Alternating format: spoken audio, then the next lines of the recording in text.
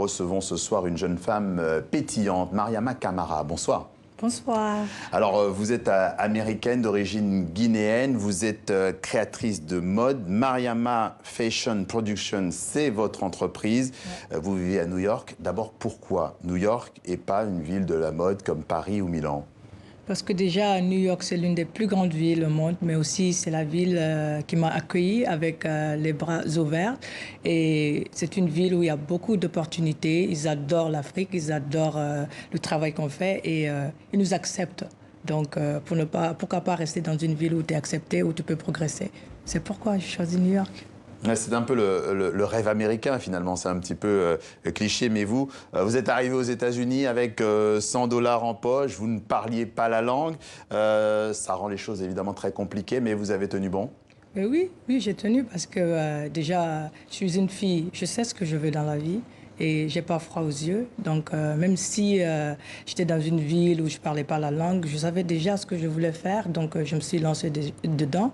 Et l'éducation de mes parents, j'ai toujours vu ma mère se battre, mon papa la même chose. Donc, je me suis dit que ce soit en Afrique ou ailleurs, je peux devenir qui je veux devenir dans la vie. C'est comme ça que vous vous êtes construite justement entre un père issu d'un milieu politique et une mère femme d'affaires, si j'ai bien compris, très méthodique. C'est là que vous puiser votre source d'inspiration? Oui, surtout ma mère. Ma mère, c'est l'une de mes plus grandes inspirations. C'est une femme qui a tout donné à ses enfants. C'est une femme, moi j'ai grandi en train de voir ma mère se battre, construire tout pour nous. Donc ça m'a inspirée. Et du tout, je me suis dit, cette dame, il faut que je la rende heureuse, il faut que je continue son histoire. Parce qu'une femme comme elle, qui fait tout, qui donne tout à ses enfants, vraiment, ses enfants doivent devenir quelque chose que le monde doit apprécier, mais pas seulement pour le monde entier, mais aussi toucher le monde, les gens, les femmes et les enfants. Donc tout vient d'elle. Vous estimez donc qu'en fait, finalement, vous prolongez un peu son travail? Voilà. Ouais. À quel moment vous avez pensé que c'était finalement le déclic, que c'était votre voie? En 2008.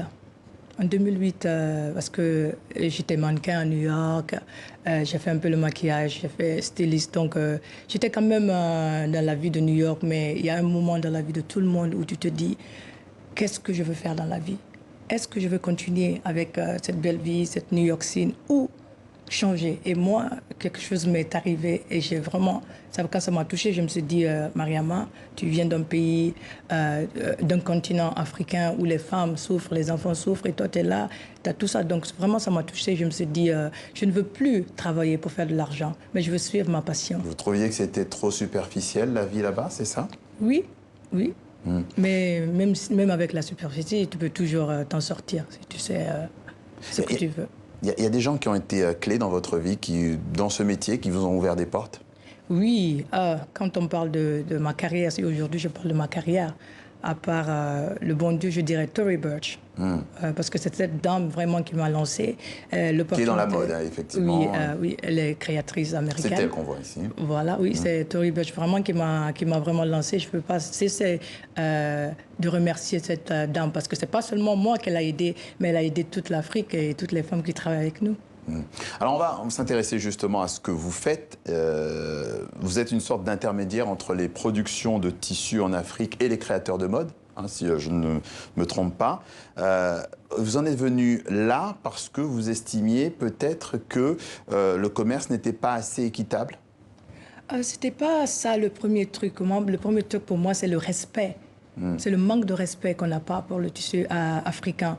Parce que quand je regarde dans la mode, dans le New York Fashion Week, quand je regarde les designers du monde, ils utilisent toujours les tissus africains pour une saison où c'est toujours tribal.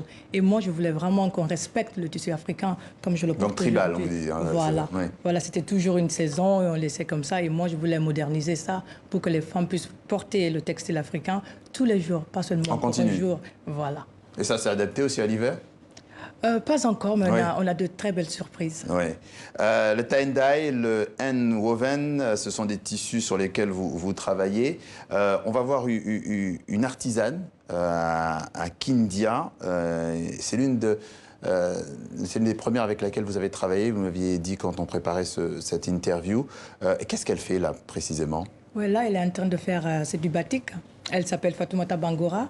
En 2008, c'est l'une des premières femmes qu'on a sponsorisées parce qu'avec notre fondation There is no limit Foundation, on a des fonds qu'on prête aux femmes. Ça commence de $250 à $1,500. Donc, c'est la première femme qui a reçu nos dons et c'est par rapport à elle qu'on a pu avoir d'autres femmes. Et aujourd'hui, vraiment, je remercie. Ouais. Ouais. Justement, on va en revenir sur la fondation. On va rester encore un moment sur ces tissus sur lesquels vous travaillez. Vous dénoncez finalement tout l'engouement qu'il y a autour du wax. Expliquez-nous pourquoi. Oui, parce que aujourd'hui, quand on regarde en ligne ou on regarde partout dans le monde, les Africains aujourd'hui ils sont fiers de dire que le Inkara, le wax, que c'est africain. Mais vraiment, c'est pas africain. C'est d'origine indonésienne. C'est des impressions du Java. Donc, les Hollandais, ils ont amené ça en Afrique. Donc, c'est très important que la communauté africaine, même si on aime ces tissus, qu'on sache que c'est vraiment l'origine ne vient pas de l'Afrique et qu'on commence à aimer ce qui nous appartient. Je ne veux pas dire qu'il faut plus porter le wax, mais il faut aussi adapter d'autres trucs qu'on a, comme cette robe que je porte qui est confectionnée en Afrique, 100% made in Africa, et aussi d'utiliser nos tissus comme le hand-woven fabric fait par les artisans baoulés en Guinée ou partout en Afrique. Il faut juste accepter ce qu'on a. Alors que le wax, non, c'est quelque chose, ce sont des fins de série, c'est ça? Voilà, ils sont venus en Afrique parce que franchement, ils avaient beaucoup de produits qu'il fallait écouler et c'est comme ça qu'ils sont tombés en Afrique. Aujourd'hui, ils ont des usines en Côte d'Ivoire ou au Niger ou au Ghana. On veut bien que ça continue, mais je pense qu'ils doivent un peu plus s'investir en Afrique.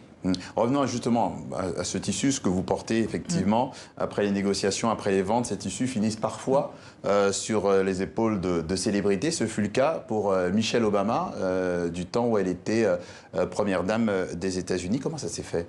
Oui, c'est Tory Burch. Quand j'ai rencontré cette dame, c'était mon premier grand break. Donc, elle m'a demandé, Mariama, qu'est-ce que je peux faire pour toi? Déjà, ma petite sœur Aïssata et moi, on a dit, on ne veut pas que ce soit de nous, on veut vraiment que tu lances notre pays, la Guinée, que le monde ne connaît pas. On veut vraiment que le travail de ces femmes-là soit reconnu partout dans le monde. Donc, elle voulait me faire une très grande surprise et voilà, elle a donné à Michelle Obama. There's No Limit Foundation, c'est votre fondation. Là, on est dans l'humanitaire. 3 domaines d'activité, on va les prendre un par un. L'entrepreneuriat, vous l'avez évoqué tout à l'heure, notamment dans le secteur agricole aussi. Hein. Ça consiste à quoi? Ouais. Alors, en Guinée, on a 2 communautés déjà où on a investi dans l'agriculture.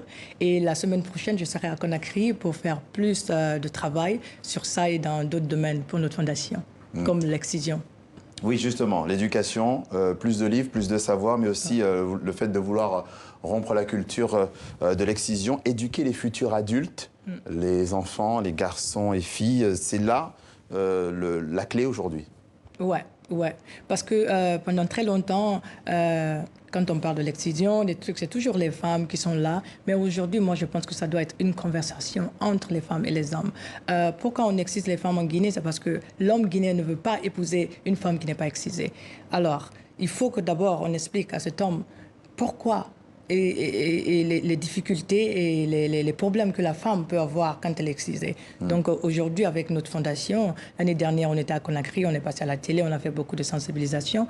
Aujourd'hui, on a pu toucher au moins 6000 membres dans les communautés guinéennes et on a mis les grands artistes africains, guinéens, pour venir avec nous et de lancer ce message d'arrêter l'excision. Parce que même moi, j'ai été excisée à l'âge de 4 ans. Ça, c'est un droit, c'est quelque chose qu'on m'a appris. Et moi, je pense que notre corps nous appartient. We own our body, so we have the right to do what we want to. Ouais. Un dernier point concerne la sécurisation des accouchements en Guinée. Le taux de femmes qui meurent en accouchant est catastrophique. Mais oui. Et d'ailleurs, c'est pourquoi avec There is no Limit Foundation, on a des programmes comme de Life Improvement. Il y a 2 ans, on a envoyé un conteneur d'une valeur de $500 000 en collaboration avec la première dame de Guinée, Prosmi. Et dans l'époque, c'était mon frère Ahmed de Paris qui s'est occupé de tout ça. Et tout ça, c'était pour vraiment ouvrir sa porte pour sauver ces femmes. Et 2 jours en avant, il y avait une femme qui est décédée. Et moi aussi, j'ai perdu une belle sœur comme ça en accouchant. Donc, c'est très important qu'on investisse sur la femme, pas seulement sur le côté économique, santé, éducation, parce que quand la femme est protégée, quand la femme est bien prise, vraiment, elle peut changer le monde. Merci, Mariama Camara. On suivra donc ça avec attention. Merci d'être passée par le journal de TV5 Monde. Merci beaucoup, Patrick.